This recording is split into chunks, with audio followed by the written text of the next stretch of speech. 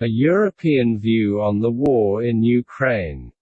By Olli Huovinen. I am a Finnish nationalist who has been following the American dissident right for many years. I greatly admire and regularly follow many of the superb writers and sites in this milieu. However, I feel that at least some American dissidents do not fully understand the European point of view on the Russo-Ukrainian war. Some prominent American nationalists support Russia in their war with Ukraine, while among European nationalists, especially in Eastern Europe, there is widespread support for Ukraine. I have seen arguments from the American side that people on the Ukrainian side are simply victims of liberal propaganda, while European nationalists see the support of some Americans for Russia as a sign of ignorance about European affairs. I am arguing that it is in fact in the national interest of certain European nations to oppose Russia in their war with Ukraine. It is not my intention to turn Americans into supporters of Ukraine, but simply to show that Europeans have legitimate reasons for siding with it. I shall also look at this war in the larger context of the pan-Western cultural war. I will not make any arguments about the war's morality and instead focus solely on why it is in the interests of many European nationalists to support Ukraine. It is logical for an American nationalist to support Russia. Ukraine is in the liberal sphere of influence, and the global liberal democratic system is an enemy of the historic American nation, Western civilization, and white nations everywhere.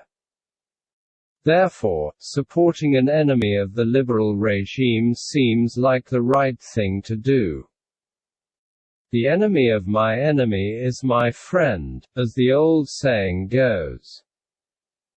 For many Americans, this war between Russia and Ukraine is a battle between a healthy conservative state and the degenerate liberal order. This is not the perspective of many in Europe, however. My country of Finland shares a long border of approximately 830 miles with Russia. We still have conscription, with most males serving in the military for a period from half a year to a year, depending on the conscript's role. With a population of only 5.5 million, our defense forces have an official wartime strength of 280,000 soldiers, with hundreds of thousands more in reserve to replenish losses. Our military is focused almost completely on conventional ground war, and there is only one reason why it exists at all: Russia. Finland is not part of NATO, but does cooperate with it and is a European Union member state. Our current government, as well as all the major parties except for one and the permanent bureaucracy, are firmly in the liberal, pro-United States camp. This means that in Russia's eyes, we are a hostile state. In essence, we have all the liabilities of being in NATO without the security guarantees that would act as a deterrent. Consequently, I conclude that there is a real chance that Russia could use military force against us.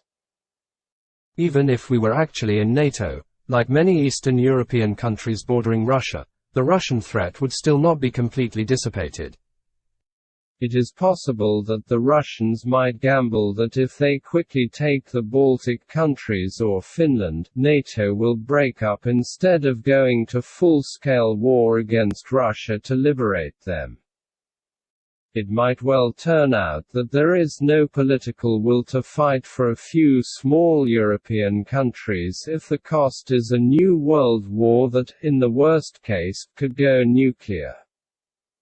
Our regime upholds anti-white policies, like all the other liberal regimes. A Russian occupation is not a preferable alternative, however, nor is a puppet government or protectorate status. Losing the ability to control one's national destiny is not something that any nationalist could accept.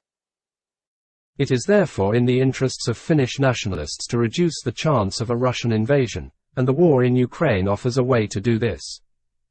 You can buy Greg Johnson's The Year America Died Here.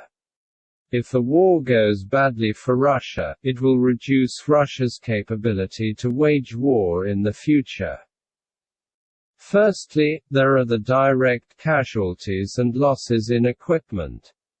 Western sanctions could also cause the Russian economy to falter, likely forcing them to reduce the defense budget. Finally, large casualties and a failure to achieve their objectives reduces the government's political capital and the desire for further wars among the population. Iraq and Afghanistan killed any desire for more war among the American population, and the same could happen to the Russians if the invasion of Ukraine ends in disaster. An American could easily make the counterargument that this is petty European nationalism, and that it is detrimental to the larger culture war being waged throughout the West. Putting national interests above civilizational and racial interests is indeed counterproductive. Let us, therefore, look at what the war in Ukraine means for the larger struggle. Ukraine is a sideshow. Whatever happens, it will not have any major impact on the global culture war.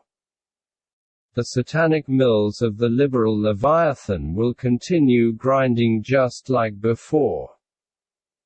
A Russian victory will not diminish their media power, financial resources, or their hold on our institutions. Likewise, a Ukrainian victory will not increase their power in any significant way.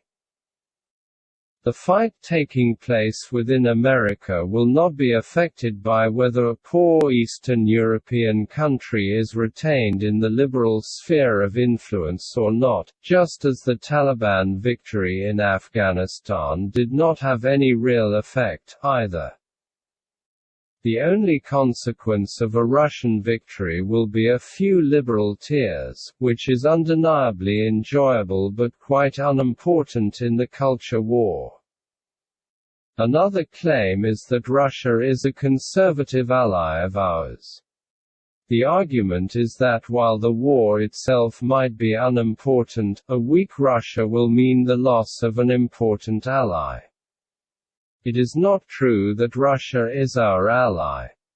They are an old-fashioned imperial state and are only interested in expanding their own power and sphere of influence.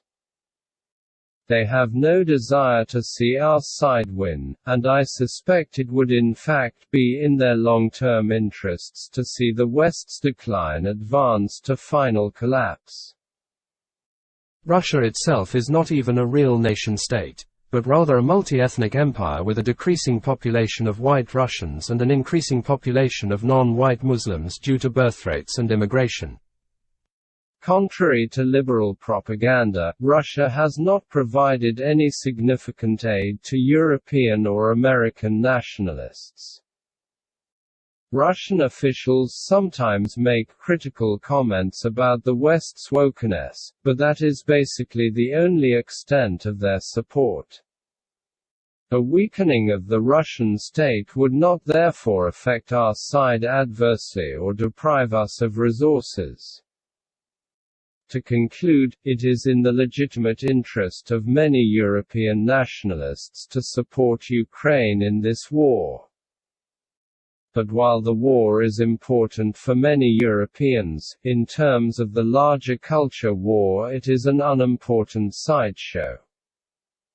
A Ukrainian victory will not adversely affect the culture war in America nor in Europe. American dissidents do not lose anything if Ukraine wins, while many European nations have much to gain.